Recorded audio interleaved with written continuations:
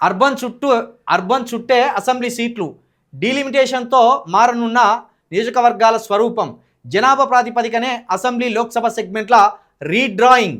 సగటున 2.14 లక్షల జనాభాకు ఒక్క అసెంబ్లీ నియోజకవర్గం, ఒక్క లోక్సభ స్థానంలో సగటున 15.36 లక్షల జనాభా ఉండే అవకాశం. పట్టణ ప్రాంతాల్లో భారీగా పెరగనున్న అసెంబ్లీ స్థానాలు. హైదరాబాద్ శివారు జిల్లాలకే సింహభాగం సీట్లు. 3 లోక్సభ స్థానాలుగా మల్కాజ్గిరి, కరీంనగర్, నిజామాబాద్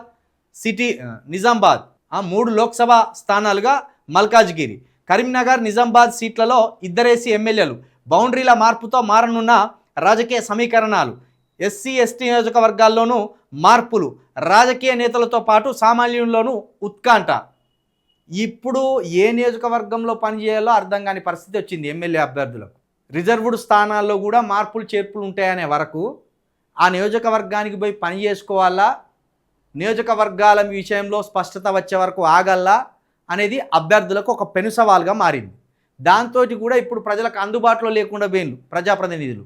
ఎందుకంటే ఫలానా ఎస్సీ నియోజకవర్గం మీద మనం పని చేసుకుంటే పుష్కున ఆ ఎస్సీ నియోజకవర్గం కాస్త జనరల్గా మారితే ఇప్పటిదాకా మనం పెట్టిన పైసంతా వృధా అయ్యే అవకాశం ఉన్నదనే భయము ఎమ్మెల్యే అభ్యర్థుల్లో నెలకొన్నది. కాబట్టి ఇప్పుడు ఆ ఎస్సీ ఎస్టీ నియోజకవర్గాల స్థానాలకు కూడా గ్యారంటీ లేదు, అటు మార్పులు చేర్పులు ఉంటాయి అనేది ఈ వార్త సారాంశం. నిజానికి ఎస్సీ ఎస్టీ నియోజకవర్గాలకు సంబంధించి ఆ నియోజకవర్గాలు అట్లనే ఉంటాయి, కానీ అందులోకి వెళ్ళి 1-2 మండలాలు పోవచ్చు అని ఒక మాట కూడా వినిపిస్తున్నది. ఇక మల్కాజ్గిరి పార్లమెంటుకు సంబంధించి 3 నియోజకవర్గాలు రాబోతున్నాయి కొత్తగా. ఎందుకంటే మల్కాజ్గిరిలో దగ్గర 7-8 లక్షల మంది ఉంటారు. మన దేశంలోనే అతిపెద్ద నియోజకవర్గం ఏదంటే మేడ్చల్. దగ్గర 10 లక్షల మంది ఉంటారా, అంటే 5 అసెంబ్లీ సీట్లు మారే అవకాశం ఉన్నది అక్కడ. మేడ్చల్ ఎమ్మెల్యే మన మల్లారెడ్డి గారు. అతి పెద్ద నియోజకవర్గం అది. 10 లక్షల మంది అంటే ఒక పార్లమెంటుకు సరిపోయేంత జనాభా ఉన్నది అక్కడ. మరి ఇప్పుడు మేడ్చల్ను ఎన్ని నియోజకవర్గాలుగా మారుస్తారనేది కూడా చూడాలి. ఇక్కడ మల్కాజ్గిరి అని రాసుకొచ్చింది, కానీ మేడ్చల్ కూడా చాలా పెద్దది. మల్కాజ్గిరిలో 3 అసెంబ్లీ స్థానాలు కూడా అయ్యే అవకాశం ఉన్నది. అదేవిధంగా మల్కాజ్గిరి 3 లోక్సభలు కూడా మారే అవకాశం ఉన్నది. ఇక మేడ్చల్ మరి ఎన్ని అవుతుందో చూడాలి. ఎక్కువగా ఇప్పుడు మన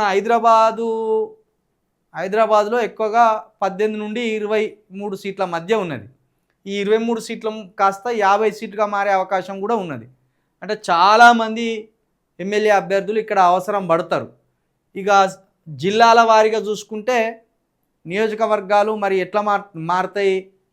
ఒక నియోజకవర్గానికి ప్రస్తుతం 2 లక్షల నుండి 2,50,000 జనాభా ఉన్నది. ఇక్కడనేమో సగటున పెట్టిండు. మామూలుగా ఒక్కొక్క నియోజకవర్గానికి అయితే 2 లక్షల పైనే ఉన్నాయి.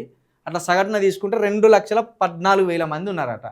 ఇప్పుడు ఈ నియోజకవర్గాల పునర్విభజనతోటి 1,50,000 నుండి 1,80,000 మధ్యనే ఓటర్లు ఉండే అవకాశం వస్తుంది. కొన్ని చోట్ల అయితే 1,00,000 నుండి 1,20,000 మధ్యనే ఓటర్లు ఉంటారు. చాలా చిన్న నియోజకవర్గాలు అయితే దాంతో సమస్యలను కూడా అతి త్వరగా ఐడెంటిఫై చేసే అవకాశం కూడా ఉంటుంది.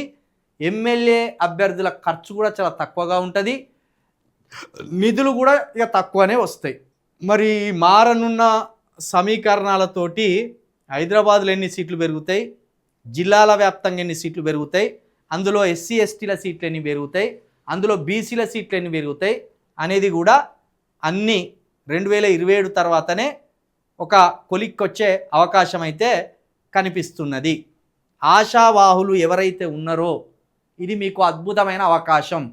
ప్రజల్లో ఉండండి, ప్రజా సమస్యల మీద కొట్లాడండి, ప్రజా సమస్యలు మీకు చేతనైనంతగా పరిష్కరించే అవకాశం కూడా అందిపుచ్చుకోండి.